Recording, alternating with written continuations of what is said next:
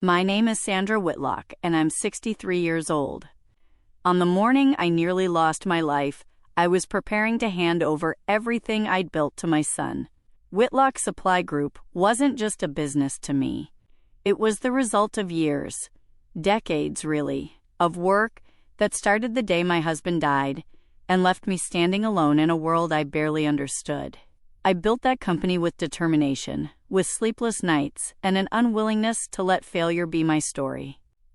For so long, I carried the burden of leadership, telling myself that someday it would pass safely into the hands of my family, that it would mean something, that my sacrifice would create security for the people I loved most. That Tuesday morning arrived like any other, except it wasn't ordinary at all. My son Lucas came earlier than expected. He looked composed, almost too composed, like someone who'd rehearsed this moment in his mind 100 times. There was a calmness about him that should have felt reassuring, but instead, it felt rehearsed. His wife Claire arrived not long after him, carrying herself with that polished confidence she always had. She brought coffee, 3 cups on a silver tray, and she handed one to me with the kind of gentle smile that's meant to put you at ease. In that exact moment, Patricia Aosta walked into the room. Patricia had been part of my household for 18 years. She wasn't just someone who worked for me, she was someone who understood the rhythm of my days better than I did. She knew how I took my coffee, what time I woke up, when something in my routine felt wrong. She noticed things, small things, the kinds of details most people overlook. As Patricia moved past me, something happened. She stumbled, and the coffee I was holding spilled everywhere, across my lap, onto the carpet, hot and sudden.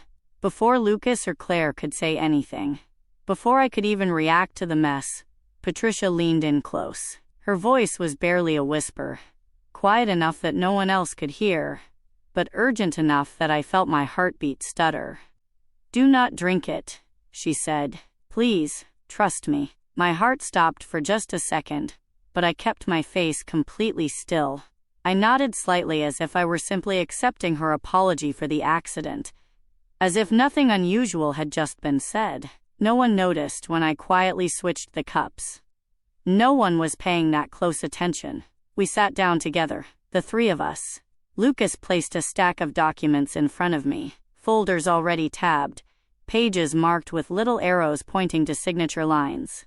Everything was prepared in advance, neat and efficient. He began talking about the future, about protecting the company, about how exhausting it must be for someone my age to carry so much responsibility. He spoke smoothly, confidently, like he'd practiced this speech. I listened without interrupting. I lifted the coffee cup Claire had given me and took a small sip. It tasted wrong, not just different, but wrong, bitter in a way that felt intentional. 5 minutes passed, maybe less. And then Claire stopped talking mid-sentence. Her hands began to tremble. The color drained from her face so quickly it looked like someone had pulled a plug. She tried to stand, tried to steady herself, but her legs gave out, and she collapsed onto the floor with a sound that cut through the air like glass breaking. Chaos erupted in the room. Lucas shouted her name, loud and frantic. Patricia froze where she was standing, her face drained of all color. And I stayed seated. My hands were steady. My mind was racing faster than I could keep up with. Because in that moment, as I watched my daughter-in-law convulsing on the floor, her body shaking uncontrollably, I understood something that turned my blood cold. That coffee was never meant for her. It was meant for me. To really understand why that morning mattered, why it became the moment everything changed, you need to understand the life I lived before it. 15 years earlier, my husband died suddenly. A heart attack, no warning, no goodbye. One moment I was a wife planning vacations and thinking about retirement. The next moment I was a widow standing in an office full of men who looked at me like I was temporary, like I was just a placeholder, until the real decisions could be made. Whitlock Supply Group was small back then. We had modest contracts, tight profit margins, no cushion for error. Everyone assumed I'd sell within months, that I'd take whatever money I could get and disappear. But I didn't. I stayed. I learned every single department, every client relationship, every weak point in the operation. I worked nights. I worked weekends and holidays. Not because I loved the power or the title, but because I believed responsibility doesn't vanish just because life gets hard. Lucas was 23 when his father passed away. I tried to protect him from the weight of it all. I told myself he'd step up when he was ready, that he just needed time to grow into himself, to understand what leadership really required. I wanted to give him space to become the man I believed he could be. But time didn't shape him the way I hoped. Instead, it hardened him. As the company grew and became more successful, his impatience grew with it. He began to see success as something owed to him, rather than something earned through sacrifice. He talked about leadership before he understood what it cost. He spoke as if the company was already his, as if I was just holding it temporarily until he was ready to claim what was rightfully his. Through all of those years, Patricia Aosta was there. She came into my life quietly, recommended by a friend who said she was reliable and discreet. And she never left. She cleaned, she cooked, she listened to things I didn't say out loud. She noticed patterns no one else seemed to see. When Lucas started staying late at the office more often, Patricia noticed. When Claire began arriving early on the mornings I had important meetings scheduled, Patricia noticed that too.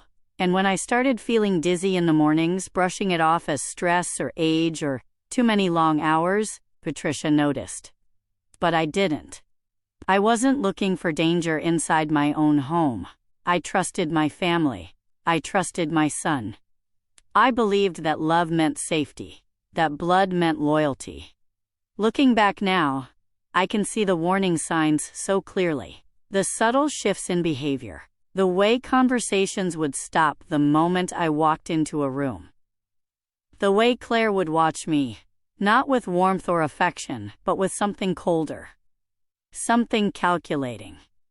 At the time, I told myself I was being paranoid, that I was imagining things. That's what trust does to you. It makes you generous with doubt and blind to the dangers hiding in plain sight. By the time I sat down in that chair on Tuesday morning, documents spread out in front of me, I genuinely believed I was preparing for retirement. I thought I was making a responsible choice, passing the company to the next generation the way it's supposed to be done. In truth, I was preparing to disappear, and the only person in that entire house who understood what was really happening was the woman who had nothing to gain by saving me, Patricia. Lucas Whitlock wasn't always the man he became. As a boy, he was quiet and thoughtful. He used to follow me through warehouses and into offices, asking questions about shipments and contracts, genuinely curious about how things worked. After his father died, he promised me he'd take care of me one day. I believed him. I held on to that promise like it was sacred. When Lucas joined the company full-time, I gave him room to learn and make mistakes. I protected him from decisions that could ruin him if he failed. I thought patience was love, but slowly, over time, that patience turned into something else. It turned into entitlement. Lucas stopped talking about learning and started talking about control. He questioned my decisions in front of staff, undermining my authority in small but deliberate ways. He spoke about the company as if it already belonged to him, not with anger, but with expectation, like he was simply waiting for me to step aside so the real work could begin. Claire encouraged it. She never raised her voice, never challenged me directly. But she asked careful questions, framed suggestions as concern for my well-being.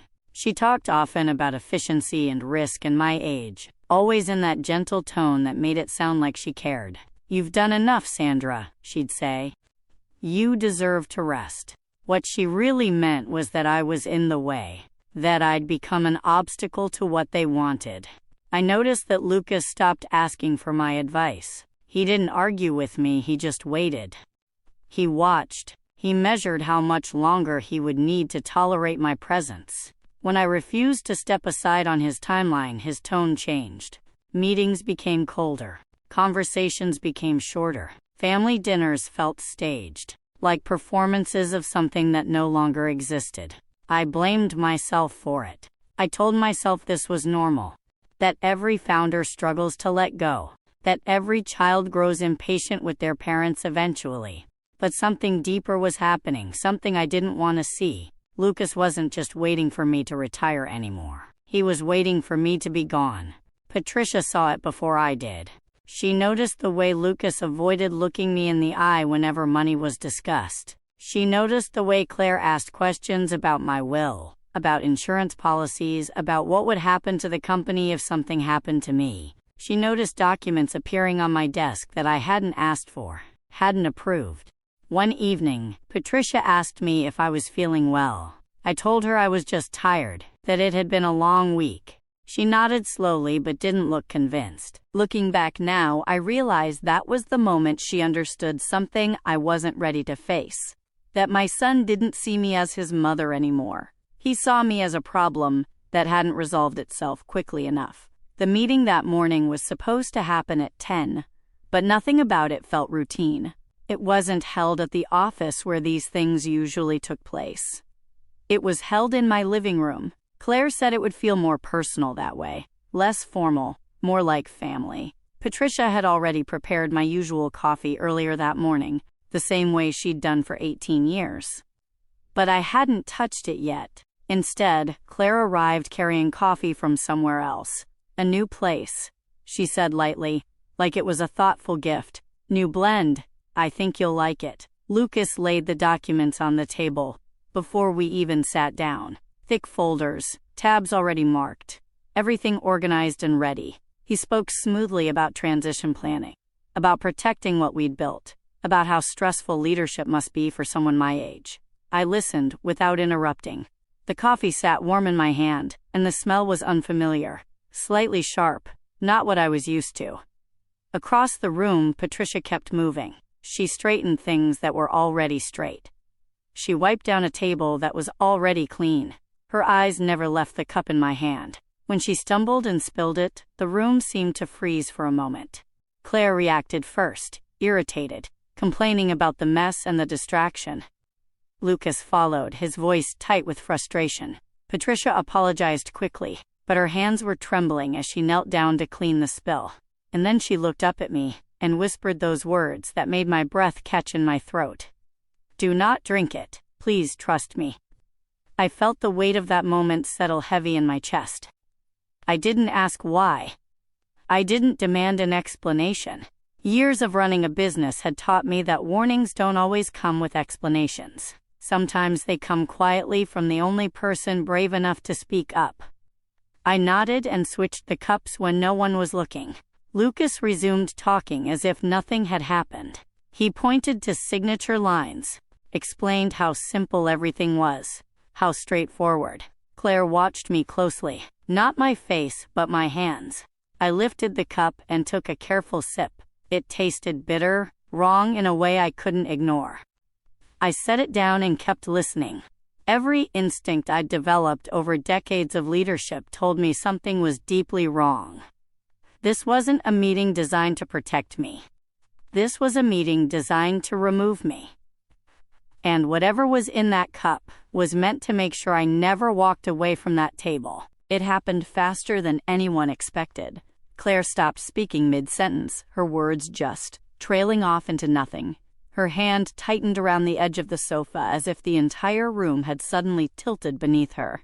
She tried to stand up, tried to steady herself, but her knees buckled and gave way. The sound of her body hitting the floor was sharp and final, cutting through the air like a knife.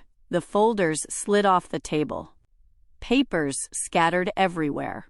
Coffee tipped over and spilled across the wood. Lucas shouted her name, loud and desperate, and rushed to her side. Patricia froze near the doorway. All the color drained from her face. Her eyes locked on Claire's body. I stayed seated. I didn't move. Claire's hands were shaking uncontrollably now, trembling so violently it looked painful. Her breathing came in short, uneven gasps. Her eyes rolled back as her body began convulsing against the hardwood floor, violent and terrifying. Someone yelled for an ambulance. I'm not sure who. Everything felt distant, like I was watching it happen from somewhere far away. Lucas held Claire's head in his hands, his voice loud and frantic, but something about it felt wrong to me. Too practiced, too controlled beneath the panic, like he was performing rather than feeling. I watched him closely. He never looked at the coffee, not once, not at the cup Claire had been holding, not at the spill on the floor. His attention was completely focused on her, but in a way that felt deliberate, like he was avoiding looking at anything else. As the minutes stretched on, my mind moved faster than my body ever could. The bitter taste, Patricia's warning. The way Claire had insisted I finish the cup. And then the realization hit me with terrifying clarity. That coffee was never meant for her. Claire wasn't the target. I was. The only reason I was still sitting upright, still breathing steadily, was because Patricia had knocked that cup from my hands. If she hadn't, it would be me on that floor right now. The room filled with sirens soon after. Paramedics rushed through the door, moving quickly and efficiently. Questions were asked, answers were given, but they felt incomplete, inadequate. As they lifted Claire onto the stretcher, her body had finally gone still. Her face was pale, ghostly. Her lips had taken on an unnatural blue tint that made my stomach turn. Lucas looked up at me then, just for a moment.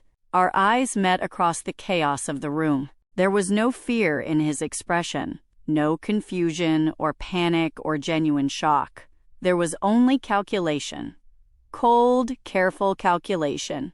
In that instant, I understood with absolute certainty that whatever had been planned for that morning had gone horribly wrong, and the person who was supposed to be lying on that floor wasn't his wife. It was me. The ambulance ride felt endless, stretching out like time had somehow slowed down. I sat beside Lucas in the emergency room waiting area, watching doctors and nurses move quickly behind closed doors. Claire had been taken straight back. No waiting, no questions, no delays. Lucas paced back and forth across the small space. He rubbed his hands together repeatedly. He spoke to nurses who passed by. He made phone calls, his voice tight and controlled. He never once asked how I was feeling, not once. After nearly an hour of waiting, a doctor finally came out. Her voice was calm, measured, careful with every single word she chose. Claire had been poisoned. The substance hadn't been identified yet, but the symptoms were unmistakable. This wasn't an allergic reaction, wasn't food poisoning, wasn't stress or anxiety. Poison. Deliberate poisoning. The word landed heavy in my chest, solid and undeniable. The doctor asked what Claire had eaten or drunk that morning, what she'd been exposed to. Lucas answered quickly. Almost too quickly. Coffee, he said. She brought coffee from outside. We all had some. That wasn't true. I'd barely taken a sip before Patricia spilled it. But I said nothing. I just watched Lucas as he spoke, watched the way he answered, without hesitation, without stumbling over his words. He was telling a story he'd already prepared, a narrative he'd constructed in advance. When the doctor mentioned involving the police, Lucas nodded immediately. Too immediately. Of course, he said. Whatever is necessary. Whatever helps. As soon as the doctor walked away, Lucas turned to me. His voice was casual, almost offhand. We should have the house cleaned, he said, before investigators get there. It's a mess from this morning. That was the moment my suspicion crystallized into certainty. Innocent people protect lives. Guilty people protect crime scenes. I told him no, firmly and clearly. I said the house should be left exactly as it was, that nothing should be touched or moved. His jaw tightened for just a second before he caught himself and smoothed his expression. Why would you say that? He asked, his tone carefully neutral. Because someone tried to kill your wife, I replied, holding his gaze. And maybe they weren't aiming at her. Lucas stared at me, searching my face, trying to measure how much I knew, how much I'd figured out. The silence between us felt heavy and dangerous. That night, when I stepped outside the hospital for air, I made a phone call of my own. Patricia answered on the first ring. She didn't ask how Claire was doing. She didn't ask about the prognosis or the doctors. She asked if I was safe. And that told me everything I needed to know. Patricia asked me to meet her somewhere away from the house. Not at work, not at the hospital. Somewhere public, somewhere safe. When I arrived at the small cafe she'd chosen and saw her sitting alone at a corner table, I barely recognized the woman who had worked quietly in my home for 18 years. Her hands were steady on the table in front of her, but her eyes carried the weight of someone who'd been holding a dangerous secret for far too long. She didn't waste time with pleasantries or small talk. She told me she'd been watching Claire for months. At first, it was just small things that seemed odd but not necessarily suspicious. Claire arriving early on mornings when I had important meetings scheduled, insisting on preparing my coffee herself, sending Patricia out of the room with unnecessary errands, creating moments when she'd be alone with my cup. Then my health began to change. I complained of dizziness, fatigue, nausea that came and went without explanation. I blamed stress, blamed my age, blamed the long hours I was working. Patricia didn't blame any of those things. She began writing things down instead. Dates, times, symptoms, patterns. She was documenting what she saw. One morning, she pretended to be organizing the pantry while watching the kitchen through a reflection in the glass cabinet doors. That was when she saw it happen with her own eyes. Claire removed a small vial from her purse, checked over her shoulder to make sure no one was watching, and tipped several drops into my coffee cup. Then she stirred it slowly, deliberately, and checked her watch afterward. Patricia didn't confront her. She didn't tell anyone what she'd seen. She knew no one would believe a housekeeper accusing the company heir and his wife of something so terrible. Instead, she documented everything. She started gathering evidence. She showed me photographs on her phone, images she'd taken carefully when no one was paying attention.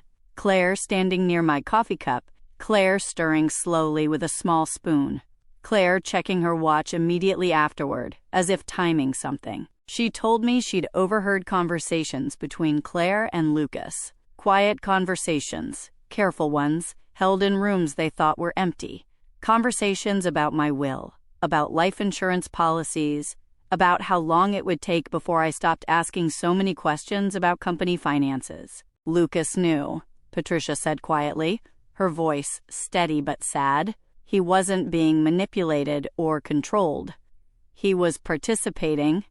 He wanted this. Money had already been moved, she explained. Funds transferred from company accounts into private ones that I didn't have access to. Life insurance policies had been taken out in my name, without my knowledge or signature.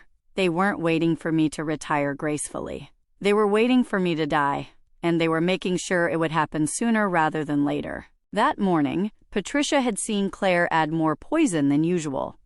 Significantly more. Enough to finish what they'd started. Enough to make my death look sudden but natural, like a heart attack or a stroke. Something explainable for a woman my age under constant stress. She panicked.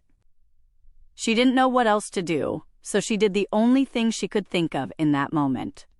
She spilled the coffee. She gave me that whispered warning.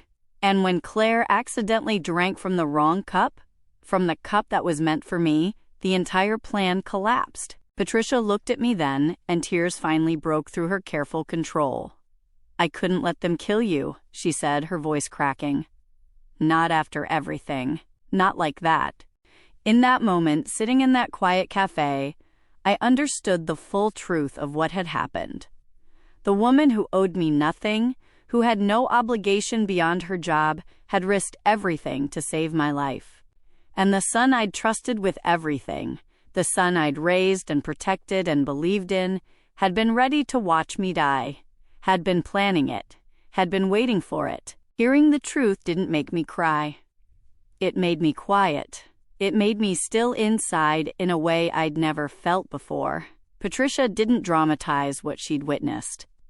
She didn't exaggerate or add emotion to make it worse. She spoke the way someone does when they're finally allowed to tell the truth after months of carrying fear and knowledge they couldn't share. She told me about the recordings she'd made. She'd started leaving her phone on the counter in the hallway, positioned near the study door where Lucas and Claire would sometimes talk. She captured fragments of conversations that were never meant for anyone else to hear. Lucas talking about timing, about when would be the right moment. Claire talking about dosage, about how much was safe versus how much would raise suspicion. Both of them talking about me as if I were already gone, as if my death was simply a logistical problem to be solved rather than a tragedy. They even joked about it. They laughed about how tired I looked lately, how easy it was to guide me toward certain decisions when I wasn't feeling well, how no one questions when a woman in her 60s starts feeling weak and making mistakes. One recording stayed with me more than all the others. Lucas said something that made my blood run cold. "It'll be easier once she stops signing things," he said, his voice casual and matter-of-fact. Claire answered without hesitation. "It won't take much longer. We're close." They were calm. They were casual. They spoke with the intimacy of two people planning a vacation together, not a murder. Patricia watched me carefully as I listened to those recordings, ready to catch me if I broke apart. But I didn't break. Something inside me had hardened instead. This wasn't just about betrayal anymore. This was about survival. Lucas wasn't confused or pressured or manipulated into this. He wasn't a victim of his wife's influence. He had made a choice, a clear and deliberate choice. He had chosen money over conscience. He had chosen inheritance over his own mother. He had decided I was worth more to him dead than alive. That night, after Patricia left the cafe, I sat alone in my hotel room and replayed everything in my mind. The way Lucas had avoided my eyes during conversations about the company. The way he'd rushed his answers at the hospital. Too quick, too prepared. The way he'd wanted the house cleaned before police could arrive to investigate. I understood something fundamental that night. Blood doesn't mean loyalty. It never had. It only means access. Access to trust. Access to vulnerability. Access to opportunities that strangers would never have. By morning, I knew what I had to do. The police needed to know everything Patricia had collected. Every photograph, every note, every recording, every financial document that showed what had really been happening. Lucas was arrested 2 days later. Claire was charged from her hospital bed, still recovering from the poison she'd intended for me. I didn't attend the arrest. I didn't need to see him in handcuffs to know who he really was. The man I had raised, the boy who used to follow me through warehouses asking questions, that person was gone. In his place was someone who had looked at his own mother and decided she was worth more dead than alive. And that truth changed everything I believed about family forever. The courtroom was quieter than I expected. There was no shouting, no dramatic outbursts, no theatrical moments like you see in movies. Just facts being laid out piece by piece, methodically and carefully, until there was nowhere left to hide from the truth. The prosecution didn't rush. They didn't need to. They had time and evidence on their side. Patricia's testimony alone was powerful enough to make everyone in that room sit straighter in their seats. 18 years of quiet observation, months of careful documentation, all presented with a calm clarity that made it impossible to dismiss. They played the recordings. Lucas's voice filled the courtroom, calm and detached, discussing timelines and money transfers and what would happen after I was gone. He spoke about my death the way someone might discuss a business transaction, analyzing risks and benefits with cold precision. Claire's voice followed, equally composed, explaining dosage and symptoms as if she were giving a professional presentation at work. She talked about how much poison would cause immediate suspicion versus how much would seem like natural causes. Her tone was confident, assured, almost proud of her research. No one in the courtroom looked at me when the recordings ended. They were all watching Lucas instead, watching his reaction, trying to see if there was any remorse or shock or recognition of what he'd done. He didn't look back at anyone. His face remained blank, carefully controlled. The financial records came next. Bank transfers from company accounts into private ones. Life insurance policies taken out in my name, with forged signatures. Investment documents Lucas claimed he knew nothing about, despite his signature appearing on multiple pages. The paper trail was extensive and damning. The jury didn't need much convincing. This wasn't a case of a son who'd made a terrible mistake in a moment of weakness. This was a man who had made a detailed plan, who had executed that plan over months, who had been willing to slowly poison his own mother for financial gain. The verdict came quickly. Guilty on all counts. Lucas Whitlock was sentenced to life in prison without the possibility of parole. Claire received the same sentence. When the judge finished reading the decision, Lucas finally looked at me. It was the first time our eyes had met since the day Claire collapsed. There was no apology in his expression, no regret, no sadness, no acknowledgement of what he'd destroyed. Only anger, cold, bitter anger that he'd been caught. I felt nothing in return. No relief, no satisfaction, no sense of victory. Just a quiet certainty that the truth had finally caught up with him, that justice had been served even if it couldn't undo what had been done. Patricia was cleared of all suspicion immediately. The charges that had briefly been considered against her for the coffee incident were dismissed entirely. The judge personally thanked her for her courage, for her willingness to come forward despite the risks. As we left the courtroom together, reporters crowded around us. Cameras flashing, microphones thrust forward.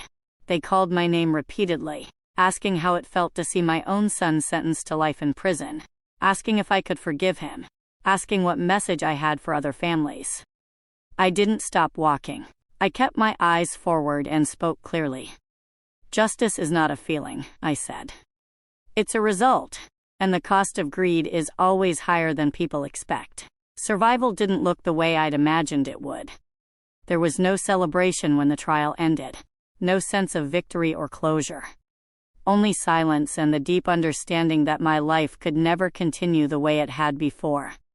Everything had changed fundamentally and irreversibly. I sold the house almost immediately. I couldn't live in a place where my own child had planned my death, had discussed it casually over coffee, had walked through those rooms knowing what he intended to do. Every room carried memories that no longer belonged to love or family or happy times. They belonged to calculation and betrayal and cold-blooded planning.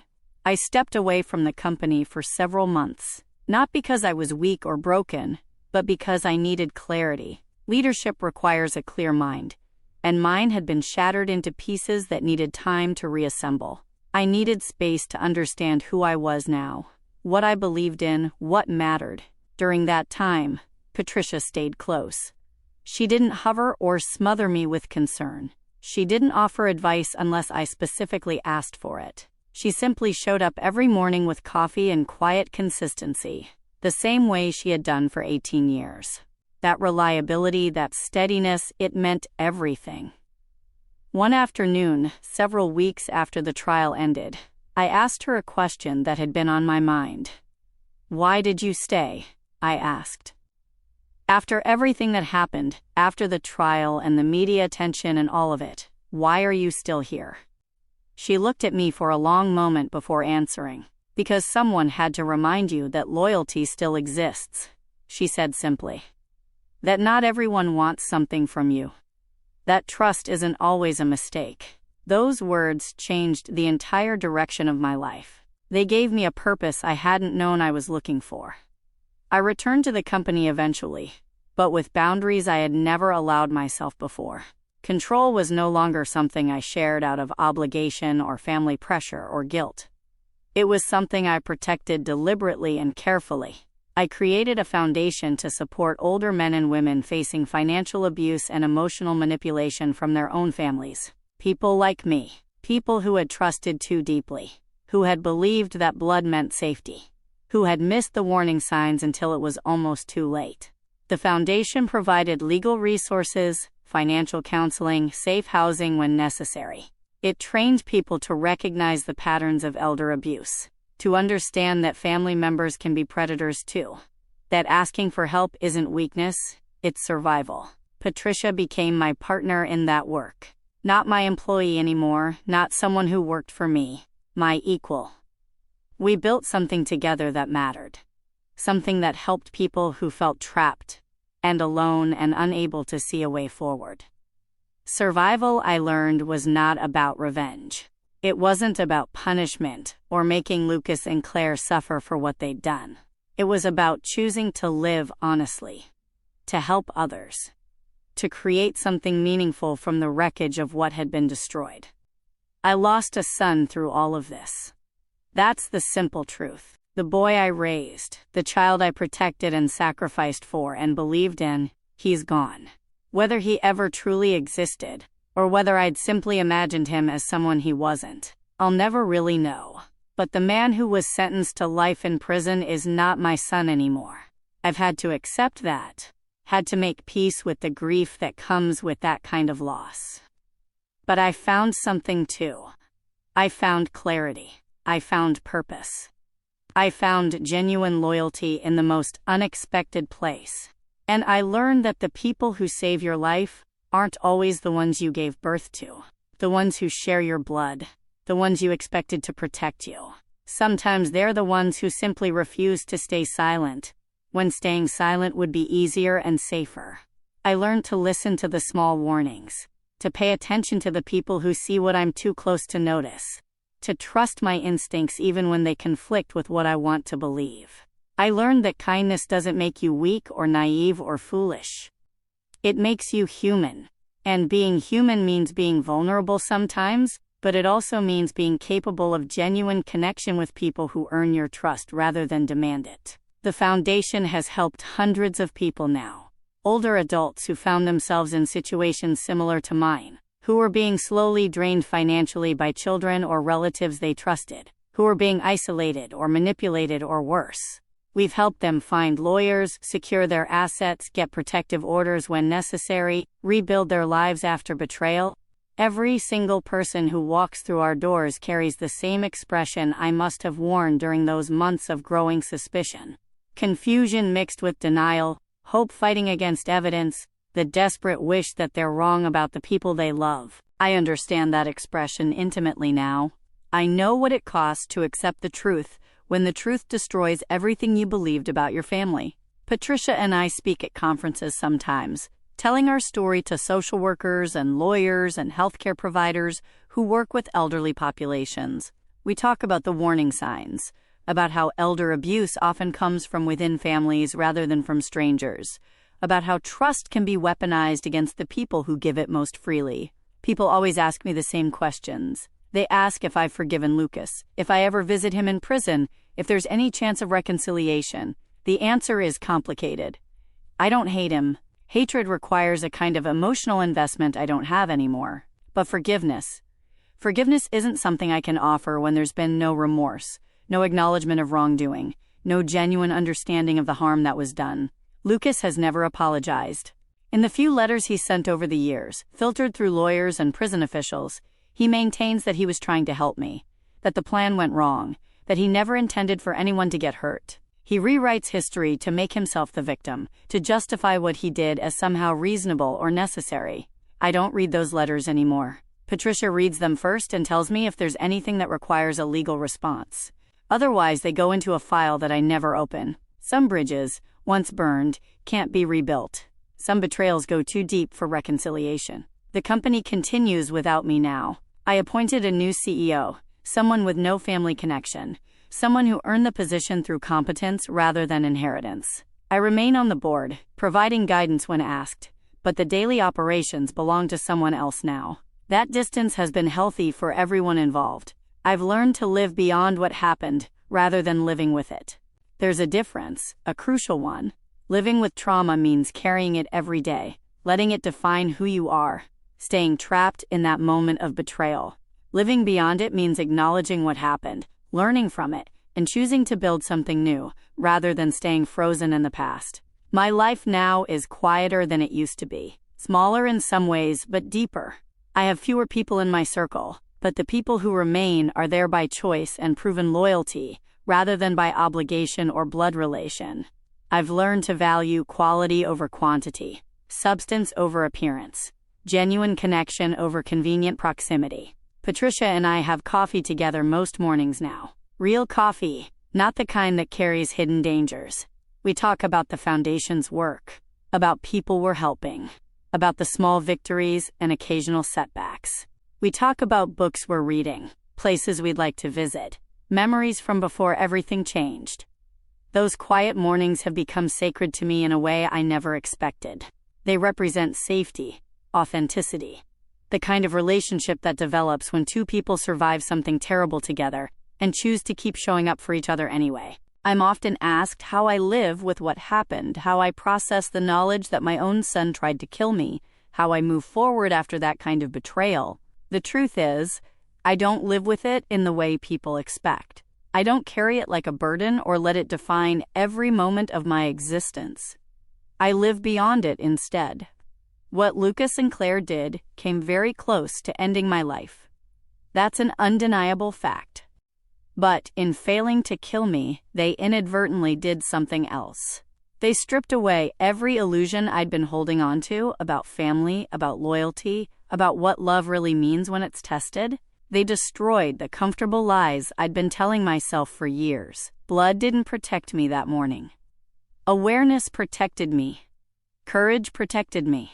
And the quiet integrity of a woman who had nothing to gain by saving me, who could have stayed silent and kept her job and avoided all the danger that came with speaking up. That's what protected me.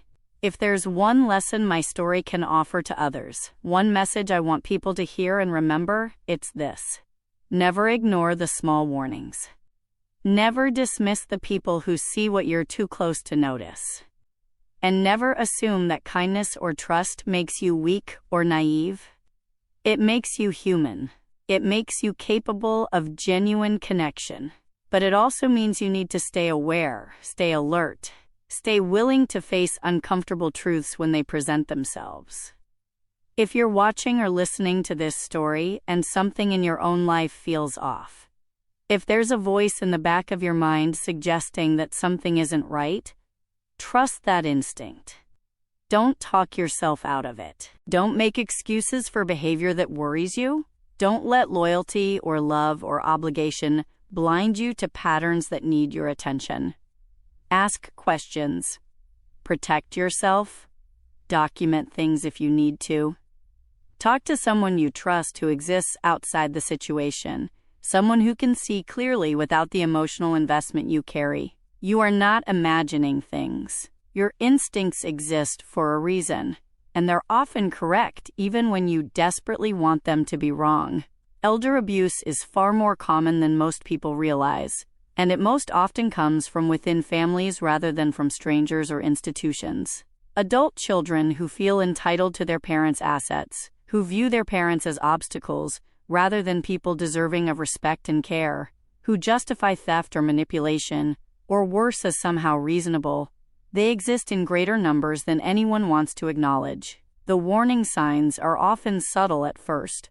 Increased interest in financial matters, questions about wills and insurance policies, isolation from friends or other family members, sudden changes in banking or legal arrangements, physical symptoms that seem to have no medical explanation. The key is paying attention to patterns, rather than dismissing individual incidents as coincidences. Through the Foundation's work, I've met countless people who experienced variations of what I went through. A daughter who slowly drained her mother's accounts while convincing her she was helping with finances. A son who isolated his father from friends and convinced him to sign over property rights. Grandchildren who manipulated elderly relatives into changing wills to exclude other family members. The variations are endless, but the core dynamic remains the same: exploitation of trust by people who should be protectors.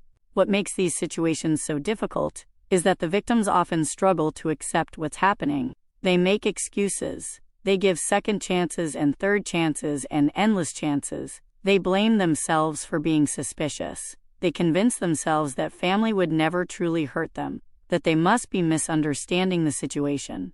That denial, while understandable, can be deadly. I was fortunate. Patricia saw what I couldn't see, or what I refused to see. She documented everything. She took action at the critical moment. Not everyone has a Patricia in their life, which is exactly why the Foundation exists, to be that outside observer, that source of clear-eyed assessment, that support system for people who feel trapped and alone.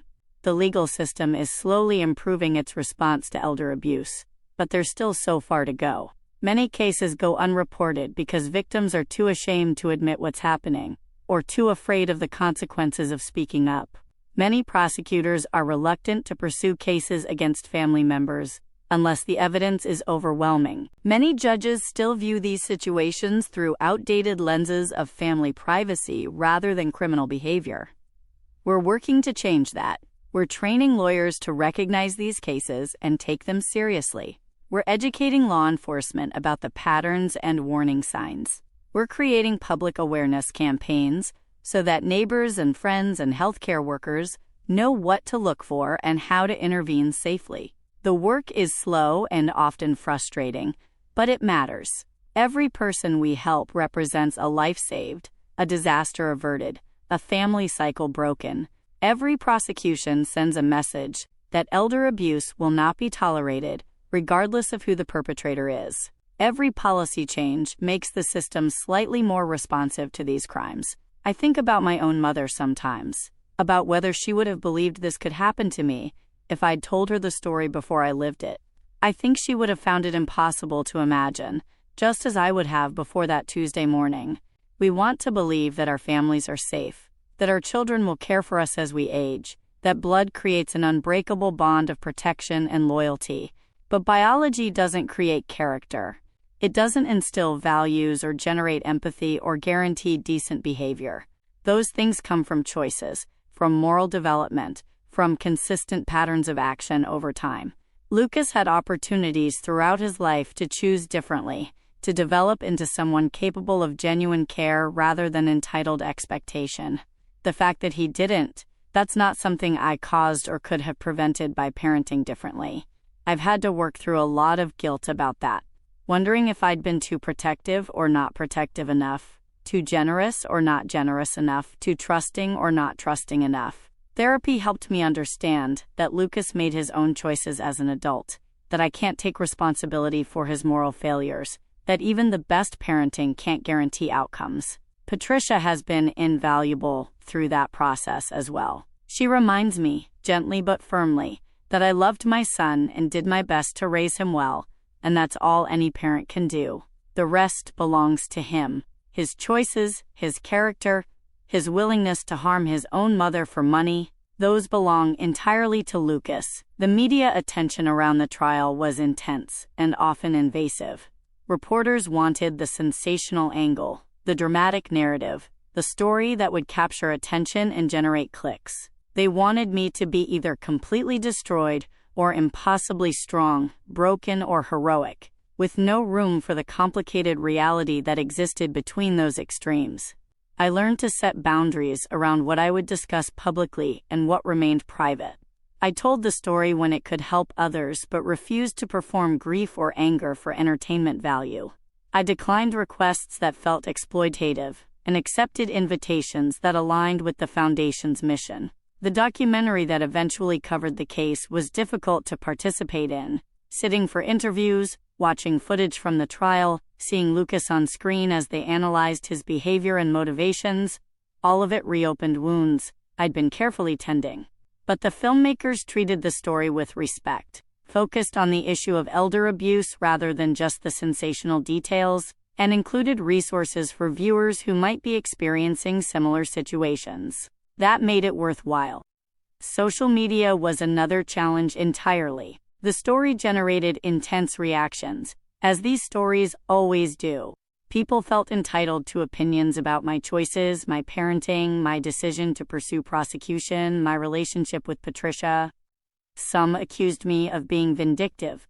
Others suggested I must have been a terrible mother to raise a son capable of such actions. Still others fixated on Patricia's role, questioning her motives or suggesting the story was fabricated. I learned to ignore most of it.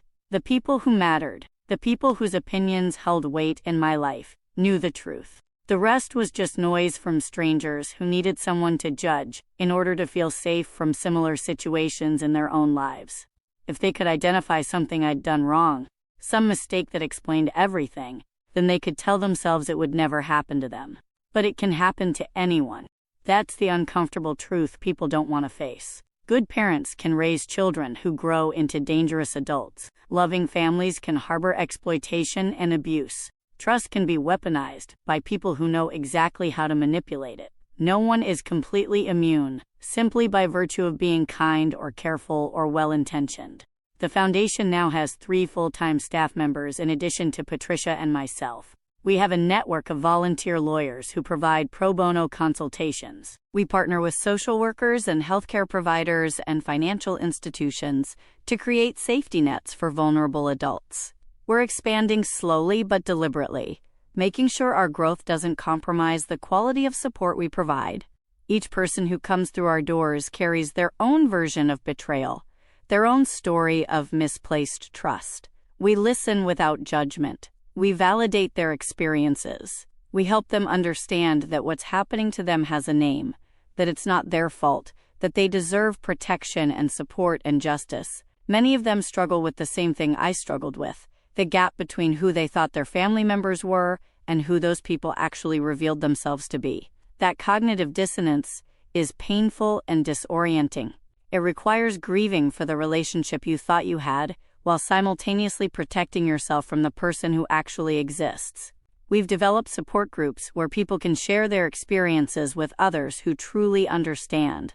There's tremendous power in that kind of connection, in realizing you're not alone, in hearing how others navigated similar situations. The isolation that often accompanies elder abuse begins to break down when people find community with others who've survived it. I facilitate one of those groups myself sometimes. I sit in a circle with people who've been betrayed by children, siblings, spouses, caretakers. I listen to stories that break my heart while simultaneously filling me with admiration for their resilience. I watch people move from shame and silence to anger, and then, eventually, to acceptance and empowerment.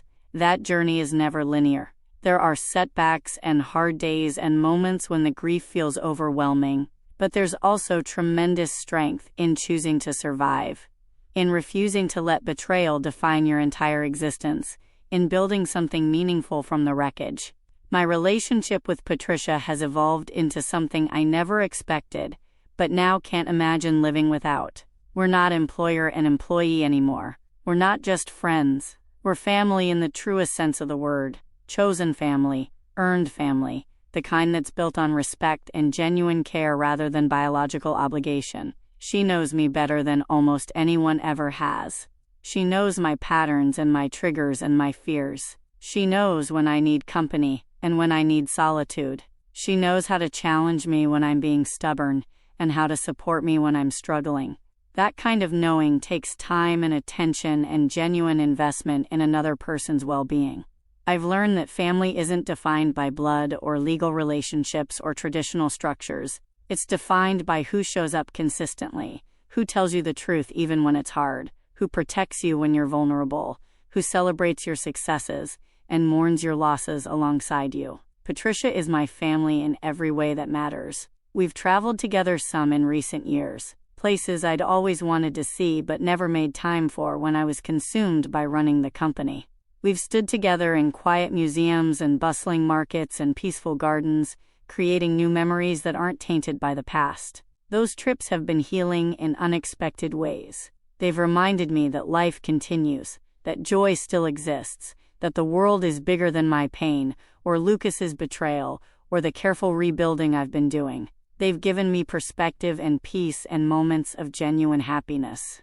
I won't pretend everything is perfect now, or that I've completely healed from what happened. Some wounds leave scars that never fully fade. Some losses can't be replaced or recovered. But I've learned to carry those scars without letting them define me, to acknowledge the losses without being consumed by them.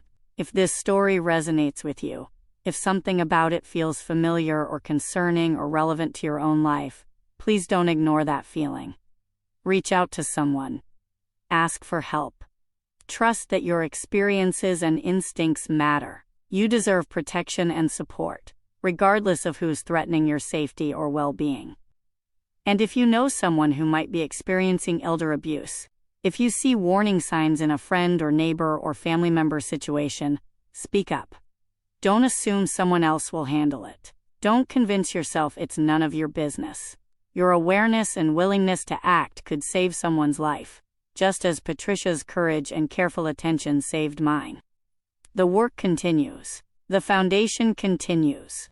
My life continues, different than I ever imagined it would be, but meaningful and purposeful in ways I didn't know were possible. I've learned that survival isn't just about staying alive. It's about choosing every single day to build something worth living for. And that's exactly what I'm doing.